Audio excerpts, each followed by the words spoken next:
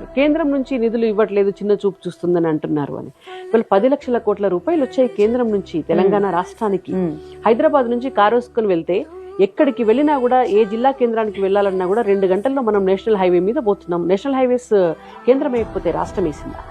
ఇవాళ హైదరాబాద్ లో ఉన్నటువంటి సికింద్రాబాద్ రైల్వే స్టేషన్ 700 కోట్ల రూపాయలు పెట్టి కేంద్రం ఆధునీకరించకపోతే రాష్ట్రం చేసిందా? చెర్లపల్లి రైల్వే స్టేషన్ ని స్వతంత్రం వచ్చిన తర్వాత తెలంగాణలో వచ్చినటువంటి ఫస్ట్ టెర్మినల్ అది. ఇవాళ దాదాపు 400 కోట్ల రూపాయలు ఇన్వెస్ట్ చేసి కట్టింది కేంద్రం కాకపోతే రాష్ట్రం చేసిందా? ఇవాళ రామగుండంలో ఎరువుల కర్మాగారం 6,000 కోట్ల రూపాయలతోటి ఎరువులను ప్రొడ్యూస్ చేసి రైతులు యూరియా కోసము, ఫర్టిలైజర్స్ కోసము లైన్లో నిలబడకుండా ఇవాళ రైతులకి 5 నిమిషాల్లో అన్ని దక్కుతున్నాయి అని అంటే అది కేంద్రం చేయకపోతే రాష్ట్రం చేసిందా?